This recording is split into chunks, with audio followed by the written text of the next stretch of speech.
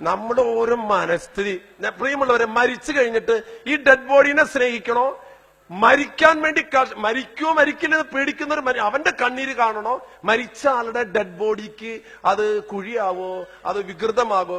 എന്തുട്ട കാണിക്കുന്നത് വികൃതമാകുമെന്നാ? മുട്ടി വെച്ചിട്ട് കത്തിച്ച് കത്തിച്ച് അത് പൊട്ടൽ കണ്ടിട്ടില്ല? കണ്ടിട്ടില്ലേ? ഈ തലയൊക്കെ തൊട്ട പൊട്ടലാണ്. ഇതൊക്കെ കേൾക്കാനൊന്നും സങ്കടമില്ലേ? അപ്പൊ സങ്കടമില്ലല്ലോ. മരിച്ചിട്ട് കുഴിയിൽ വെച്ച് അടച്ചു. നിങ്ങളൊരു 4-5 ദിവസം കണ്ട് തുറന്നു നോക്ക്, അപ്പൊ കാണാം കുഴിയാണോ കൊള്ളാണോ എന്നുള്ളത്. അപ്പൊ അതുകൊണ്ട് ഈ ശരീരത്തെ നമ്മൾ മനുഷ്യനെ സ്നേഹിക്കൂ പ്രിയമുള്ളവര്. ഈ മരിച്ചു കഴിഞ്ഞ ഈ ശരീരത്തോടല്ലല്ലോ സ്നേഹം. ജീവിക്കാൻ കൊതിക്കുന്ന മനുഷ്യനെ സ്നേഹിക്കേ. അങ്ങനെ മനസ്സുണ്ടെങ്കില് നമ്മൾ ഈ അവയവങ്ങളൊക്കെ കൊടുക്കാണ്ട് പോയ നഷ്ടാവിട്ട ഭയങ്കര കഷ്ടാവും അത്. അപ്പൊ അതുകൊണ്ട് ഒരാള് പോലും വെറുതെ വേസ്റ്റ് ആക്കി കളയരുതട്ടാ നമ്മുടെ ബോഡി. ഞാൻ എന്റെ ബോഡി മെഡിക്കൽ കോളേജിലേക്ക് സെറ്റ് ചെയ്ത് കൊടുത്തിട്ടുണ്ട്. എല്ലായിടത്തും പറയാണ് ഞാൻ. കാരണം ഇതൊരു അച്ഛന്റെ ബോഡി കിട്ടിയിട്ടില്ല ഡോക്ടർമാർക്ക് കീറി പഠിക്കാനായിട്ട്. അവരൊന്ന് പഠിക്കട്ടെ. അപ്പൊ അതുകൊണ്ട് ഞാൻ അബ്ദുൽ കലാം വന്ന അവസരത്തില് എന്റെ ബിഷപ്പ് നിൽക്കണ്ടായിരുന്നു. പേടിയുണ്ടായിരുന്നു എന്താ പറയാന്ന്. കുഴപ്പമില്ല, ഈ ബോഡിയുടെ അവകാശം ദൈവത്തിനല്ലേ. എന്റെ അമ്മ ഉണ്ടെങ്കിൽ പിന്നെ അമ്മ മരിച്ചും പോയി. അപ്പോ ഞാനത് എഴുതിയിട്ടുണ്ട്. എന്റെ അവയവങ്ങളൊക്കെ എടുക്കുക, പറ്റാവുന്നൊക്കെ എടുക്കുക. അത് കഴിഞ്ഞിട്ട് ബോഡി ഇനിയിപ്പോ എടുക്കാൻ പറ്റില്ല, സാധാരണ ഒരു മരണം നമുക്കറിയില്ലല്ലോ, ആ ബോഡി മെഡിക്കൽ കോളേജിലേക്ക് കൊടുക്കണട്ടാന്ന് എഴുതി അബ്ദുൽ കലാമിന്റെ കയ്യിൽ കൊടുത്തു. ആയിരക്കണക്കിന് ആൾക്കാരോട് പറഞ്ഞു, കേരളത്തിൽ നടന്ന് പറഞ്ഞിട്ടുണ്ട്. എന്തായാലും ഇത് ഇനി അങ്ങോട്ട് പോകുന്നുള്ള കാര്യം ഒരു ഉറപ്പായിട്ടുണ്ട്. കാരണം എല്ലായിടത്തും ഇവിടെ ഗൾഫിലും വന്ന് പറയണം. അപ്പൊ ഡേവിസ് മരിച്ചു ഞാൻ പറയും, ആ ബോഡി മെഡിക്കൽ കോളേജിലേക്ക് കൊടുക്കാന്ന് പറഞ്ഞിട്ടുണ്ടായിരുന്നു. അങ്ങനെ ഒരു ധ്വനി നിങ്ങളും പറയട്ടെ. സംഭവം നമ്മുടെ ആഗ്രഹം നടക്കണ്ടേ? എന്താ ഞാനീ പറഞ്ഞെന്നറിയോ? ഇന്ന് ഡോക്ടർമാർക്ക് ഡോക്ടർമാർ പഠിച്ചാലല്ലേ, ശരീരം പഠിച്ചാലല്ലേ അവർക്ക് വൈവിധ്യമാർന്ന കാര്യങ്ങൾ മനസ്സിലാക്കാൻ പറ്റുള്ളൂ. ഇത് ബോഡി കൊടുക്കണില്ല, അഗതി മന്ദിരം ബോഡി കിട്ടാനില്ല.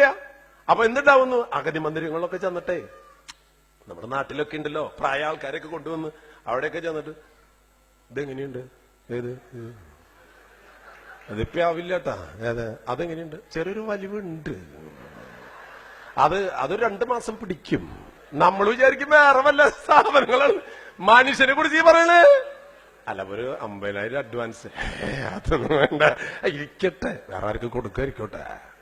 ഇങ്ങനെയൊക്കെ പറയണോടത്ത് നമുക്ക് എന്താ ഇതിന് പരിഹാരം? എന്റെ ബോഡി കൊണ്ട് ഞാൻ ഈ മാനവകാരണി നടന്നത് 10-200 പേര് പറഞ്ഞിട്ട് എന്റെ അച്ഛോ എന്റെ ബോഡി തരാൻ തയ്യാറാ. കണ്ണൂരെത്തിയപ്പോ നമ്മുടെ മുതുകാട് ഓടി വന്നവിടെ അച്ഛോ എന്റെ ബോഡി തരാം. ഞാൻ ഭാര്യയോട് ഇപ്പൊ ചോദിച്ചിട്ട് പറഞ്ഞത്, മരിച്ച ഒരു മജീഷ്യന്റെ ബോഡി പഠിക്കട്ടല്ലവരും. പ്രിയമുള്ളവരെ, എന്താ അതിന്റെ അർത്ഥം? ജന്മം സഫലമാകുന്നത് എപ്പോഴാണ്? നമ്മുടെ ജീവിതവും നമ്മുടെ ശരീരവും നമ്മുടെ മനസ്സും. ഇപ്പൊ നമ്മുടെ വിനീത് ശ്രീനിവാസൻ ഇവിടെയുണ്ട്. നമുക്ക് എല്ലാവർക്കും അതെങ്ങനെയാണ് എല്ലാ മനുഷ്യരും പ്രിയങ്കരാകുന്നത്? അദ്ദേഹത്തിന്റെ കോൺട്രിബ്യൂഷൻ ഈ സമൂഹത്തിൽ നിന്ന് എടുക്കുന്നതിലല്ല, ഈ സമൂഹത്തിലേക്ക് കൊടുക്കുന്നതിലാണ് നമ്മൾ വിലപ്പെട്ടവരാകുക. ഈ സമൂഹത്തിൽ നിന്ന് എടുക്കാനാണ് നമുക്ക് ആഗ്രഹം. ഇപ്പോ പാടത്തുനിന്ന് മടല് കോരിയെടുക്കാൻ അടിയുന്ന എല്ലാ എടുക്കലാണ്. ഇപ്പൊ ഭൂമിയുടെ അവസ്ഥ എന്താ? ഒരു തൊണ്ട് പോലെയാവും. കമ്പനി എന്തോരം ബോർവെൽ അടിച്ചിട്ടുണ്ട്. എല്ലാത്തിനും കുഴിച്ച് ഭൂമിയുടെ അടി ഇപ്പൊ വല്ലൊരു അറ്റത്തെത്താവോ, ഭൂമിയുടെ അപ്പുറത്തെത്താവോ ഇനി? അപ്പൊ എല്ലാത്തിനും എടുക്കലാണ്, കൊടുക്കുക. നമ്മൾ ഈ എടുക്കുന്നതിലല്ല ക്രെഡിറ്റ് ഇരിക്കുന്നത് പ്രിയമുള്ളവരെ, കൊടുക്കുന്നതിലാണ്. ഗിഫ്റ്റ് എ ലൈഫ്, കൊടുക്കുക നമ്മൾ. അതുകൊണ്ട് ഗിഫ്റ്റ് ഒരു ഗിഫ്റ്റ് കൊടുക്കുമ്പോ ഞാൻ ചോദിച്ചു, ഗിഫ്റ്റ് നിങ്ങൾ എനിക്കൊരു ഗിഫ്റ്റ് ഒന്നും നോക്കിയാ, എനിക്ക് ഗിഫ്റ്റ് ഒന്നും വേണ്ടട്ടാ. അതുകൊണ്ട് തെറ്റിയായിരിക്കും, എനിക്കൊരു ഗിഫ്റ്റ് വേണ്ട, എനിക്കിതൊരു കഞ്ഞി ചമ്മന്തി മതി. ഇവിടുന്ന് എല്ലാവരും വീട്ടിൽ നിന്നും ജെന്നിച്ചേട്ടന്റെ വീട്ടിൽ പോയി, ജെന്നിച്ചേട്ടന്റെ വീട്ടിൽ കഞ്ഞി കുടിച്ചു, സന്തോഷിന്റെ വീട്ടിൽ നിന്ന് കഞ്ഞി കുടിച്ചു. അവസാനം പോണ നേരത്തെ ഒരു കഞ്ഞച്ചൻ വന്നിട്ടുണ്ടായിരുന്നു മാത്രം പറയരുതിട്ടാ. അല്ല, അപ്പൊ അതുകൊണ്ട് പറഞ്ഞാലും കുഴപ്പമില്ല. അതുകൊണ്ട് പ്രിയമുള്ളവരെ, ഇവിടെ ഈ സദസ്സ് നിങ്ങൾ ഒരുക്കുമ്പോണ്ടല്ലോ, ഇവിടെ ഒരു വലിയൊരു എനർജി ഉണ്ടാകുന്നുണ്ട്. കാരണം വി ആർ വൺ ഫാമിലി. അത് ഏത് മതത്തിന്റെയോ ഏത് സ്ഥാനമാനങ്ങളുടെ now doctor Tiju is here. മലയാളികളുടെ ഉള്ളിലുള്ള ഒരു എനർജി ഉണ്ടല്ലോ, വി ആർ വൺ. ആ ചൈതന്യം ഇന്ന് നമ്മുടെ സമൂഹത്തിൽ നഷ്ടപ്പെട്ടു പോകുന്നുണ്ട്.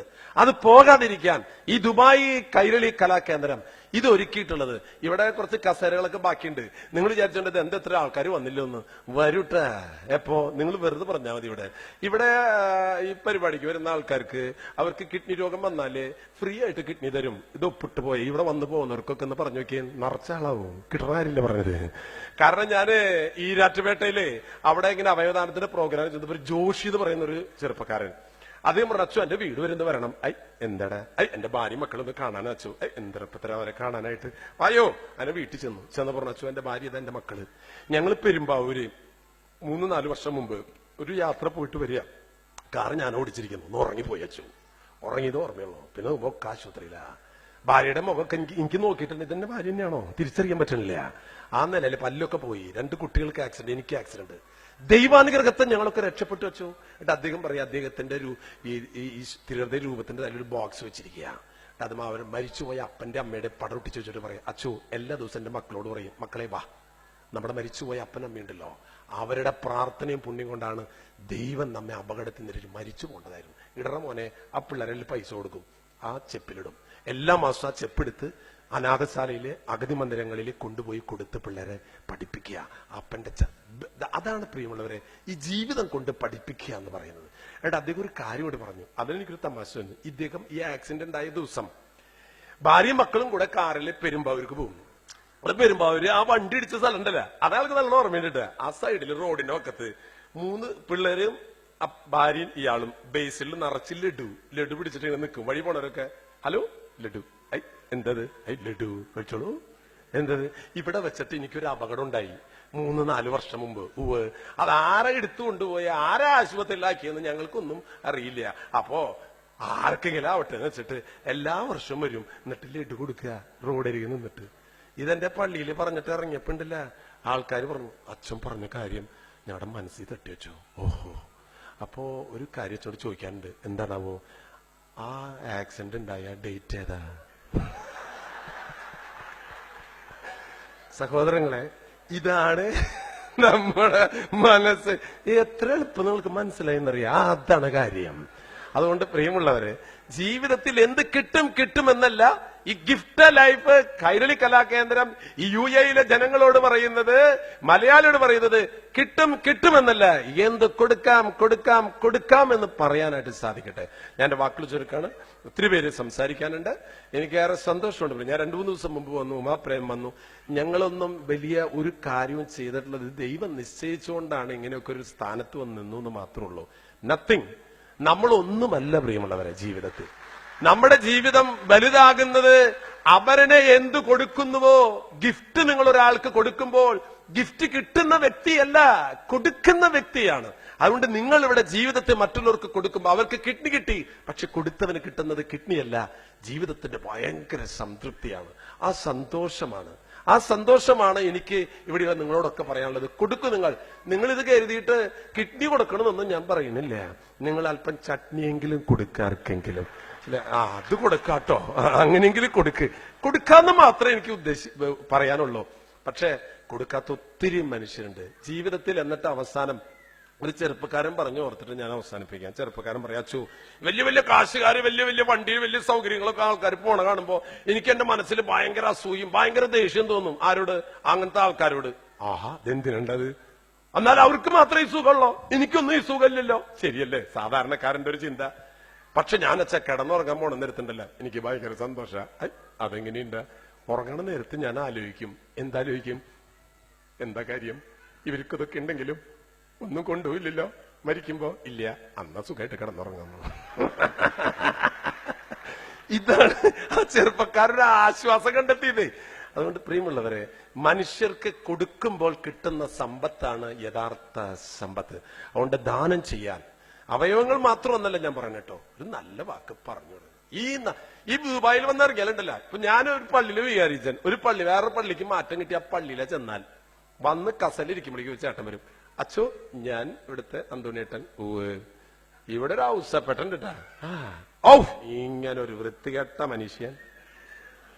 അത് കഴിഞ്ഞൊരു വേറെ ആള്, അച്ഛറിഞ്ഞില്ലല്ലേ? ഇല്ല. ഒരു വീട്ടിലെന്താ സംഭവിച്ചെന്ന് ഞാൻ ഇന്ന് വന്നിട്ടല്ലോ. അച്ഛെങ്ങനെ അറിയണേ? ഇല്ല, അറിഞ്ഞിട്ടില്ല. ഇരിക്കെ പറയാം. ആ പെൺകുട്ടി, ആ ആൺകുട്ടി, എന്റെ ദൈവമേ, ഒരു 2 ആഴ്ച കൊണ്ട് ആ നാട്ടിലെ ഇടവകയിലുള്ള സർവ്വ ദുഷ്ടതകളും തിന്മകളും എന്തൊക്കെ ചെയ്യും അതൊക്കെ നമ്മൾക്ക്. ഞാനൊരു 5 വർഷം കഴിഞ്ഞ് അവിടെ നിന്ന് പോയാലും ആ നാട്ടിൽ എന്തോരം നല്ല മനുഷ്യരുണ്ടെന്നറിയാം, ഒരക്ഷരം മിണ്ടില്ല, അവരെ കുറിച്ച് ഒരക്ഷരം പറയൂല. ഈ ദുബായിൽ വന്നിട്ടുണ്ടെങ്കിൽ എത്രയോ നല്ല കാര്യങ്ങൾ ഈ നാട്ടിലെ മനുഷ്യർ ചെയ്യുന്നുണ്ട്. അത് പറയണം പ്രിയമുള്ളവരെ. ചിലർ പറയും, ഓ അതങ്ങനെ നമ്മള് പരസ്യമാക്കിയിട്ട് ആൾക്കാരെ കാണിക്കാൻ. അസൂയ വേണ്ടാട്ടാ, പറയണം. നല്ല കാര്യങ്ങൾ വിളിച്ചു പറയണം പ്രിയമുള്ളവരെ. നമുക്കൊക്കെ ഒരു മടി, അത് പരസ്യം കിട്ടാൻ വേണ്ടിയിട്ട്. എന്റെ സഹോദരനെ, പരസ്യം കിട്ടാൻ വേണ്ടിയിട്ട് ഇതല്ല ചെയ്യേണ്ടത്. അത് ജീവൻ ടിവിയില് അല്ലെങ്കിൽ സൂര്യാലി ഏഷ്യാനെറ്റിലൊക്കെ പരസ്യം കൊടുക്ക്, അത് കാശ് അവർക്കും കിട്ടും. അതല്ല, നല്ലത് ഉറക്കം. നമ്മുടെ കുട്ടി നല്ലൊരു കാര്യം ചെയ്താൽ എപ്പോഴെപ്പോഴും പറയണം. അവ എന്തേലും തേടി ചെയ്തിട്ടുണ്ടെങ്കിലാ ഏത് നേരം അതെന്നെ പറഞ്ഞുകൊണ്ടിരിക്കുക. അതുകൊണ്ട് കുട്ടികൾ നല്ല കാര്യങ്ങൾ ചെയ്യുമ്പോൾ ഒരു പ്രാവശ്യം പറഞ്ഞിട്ട് നിർത്തല്ല, എപ്പോഴെപ്പോഴും പറയാ. ചീത്ത കാര്യങ്ങള്, തെറ്റുപറ്റി, അതൊരൊറ്റ പ്രാവശ്യം പറഞ്ഞാൽ മതി, അത് പിന്നെ പറയരുത്. അങ്ങനെ നമ്മുടെ സമൂഹത്തിലെ നന്മയുടെ ഒരു പ്രസരണം ഉണ്ടാക്കാൻ സാധിക്കട്ടെ. എനിക്ക് ഒത്തിരി സന്തോഷമുണ്ട്. ഞാൻ ഇന്ന് ഇത് കഴിഞ്ഞാൽ ഞാൻ 12:05 ഫ്ലൈറ്റിന് ഡൽഹിയിലേക്ക് പോവുകയാണ്. ഡൽഹി പോകുന്നത് അവിടെ പ്രൈം മിനിസ്റ്റർ കാണാനുള്ള അവസരം ഉണ്ടായിട്ടുണ്ട്. ഞാൻ ചെന്ന് പ്രൈം മിനിസ്റ്റർ പറയാൻ പോകുന്ന ഒരൊറ്റ കാര്യമാണ്. അതായത് മരണശേഷം അവയവങ്ങളൊക്കെ ദാനം ചെയ്യാനായിട്ട് തയ്യാറാകുന്ന ഏത് ഒരു ഇന്ത്യക്കാരനെയും നമ്മുടെ രാജ്യം ആദരിക്കണം. 2 കണ്ണും കരളും കിഡ്നിയും ഒക്കെ കൊടുത്തുകൊണ്ട് ഈ ലോകത്ത് നിന്ന്, ഭാരതത്തിൽ നിന്ന്, ഭാരതത്തിലെ 5-6 ജീവിതങ്ങൾക്ക് ശരീരം മുറിച്ചു കൊടുത്തു പോകുന്ന മനുഷ്യനെ ഒരു പട്ടാളക്കാരനെ ആദരിക്കുന്നതിനേക്കാൾ ബഹുമതിയോടുകൂടെ ആ ബോഡി സംസ്കരിക്കണം. വേറെ പൈസ ചെലവൊന്നുമില്ലാത്ത കാരണം നടക്കും എന്നുള്ള കാര്യം എനിക്ക് ഉറപ്പാണ്. ബഡ്ജറ്റ് വേണ്ടതില്ലേ. ഞാൻ ഒറ്റ കാര്യം പറയാനുള്ളൂ, ഒന്നും ചെയ്യണ്ട. പ്രധാനമന്ത്രി മറ്റേ ത്രിവർണ്ണ പതാകയില്ലേ, മേത്തൊന്ന് പൊതിച്ചിട്ടാ മതി മീതെ, വേറെ പൈസ ചെലവൊന്നുമില്ല. ആ പതാക വേണമെങ്കിൽ ആ വീട്ടുകാർ എന്നെ കൊണ്ടുവന്നോളും. എന്നിട്ട് അതൊന്ന് പൊതിഞ്ഞിട്ടിട്ട്, അതെ, ഭാരതമാതാക്കി ജയ് എന്ന് പറയുന്നത് പോലെ ആ ജീവിതം അങ്ങനെ ഈ അവയവദാനത്തെ ഒരു ഹൈ പ്രൊഫൈലിൽ കൊണ്ടുവരും. നമ്മുടെ സംസ്ഥാനം മുഖ്യമന്ത്രിയോട് ഞാൻ പറഞ്ഞിട്ടുണ്ട്, അത് ഇത് കഴിഞ്ഞു വന്നിട്ട് അവിടെ പറഞ്ഞിട്ടോട് പറയാനായിട്ട്. സംസ്ഥാന ബഹുമതി കൊടുത്തിട്ട് വേണം ആ ബോഡി സംസ്കരിക്കാൻ. വേണ്ടേ? നിങ്ങൾ എന്ത് പറയണു? വേണോ? വേണം. അത് നിങ്ങളും എല്ലായിടത്തും പറയണം. ഞാൻ അത് പറയാൻ പോവാണ്, അത് കിട്ടണം. അങ്ങനെ വരുമ്പോ ഇതെന്തോടെ കളക്ടർ ഒന്നുമില്ല, താറിഞ്ഞില്ലടോ, ഇല്ലേ, അയാളുടെ ശരീരത്തിൽ അവയവങ്ങൾ കൊടുത്തിട്ടൊക്കെ കളക്ടർ ഒന്ന് സല്യൂട്ട് എന്ന് പറയുന്നു. അത് ശരി, അപ്പൊ നമ്മുടെ അപ്പൻ പോറായിണ്ടല്ലോ, എന്നാ അത് കൊടുക്കല്ലേ, സല്യൂട്ട് ഇട്ട കാര്യമില്ല, വിടണ്ടട്ടാ. അങ്ങനെയല്ല, മനുഷ്യരാരും മക്കളെന്നറിയാ. ഒരു കാര്യം പറഞ്ഞാൽ അതിന്റെ അറ്റം വരെ തോരഞ്ഞ് നോക്കിയിട്ട് കാര്യം എടുക്കണ ആൾക്കാരാണ്. അതുകൊണ്ട് പ്രിയമുള്ളവരെ, ഞാൻ നിർത്തുകയാണ്. നിങ്ങളുടെ സ്നേഹ കൂട്ടായ്മ വളരട്ടെ. ഇത് ഇത്ര വർഷത്തിലായിട്ടുള്ളോ. അപ്പൊ ഇനി ഇത് ഒത്തിരി കാലം ഈ UAE-യിലെ നിങ്ങളുടെ സഹവാസം ആഹ്ലാദം നിറഞ്ഞതാകട്ടെ. ഈ ഭക്ഷിച്ച് രോഗികളാകാതെ സ്നേഹിച്ച് ആരോഗ്യമുള്ളവരായി തീരാൻ gift your life. Thank you very much.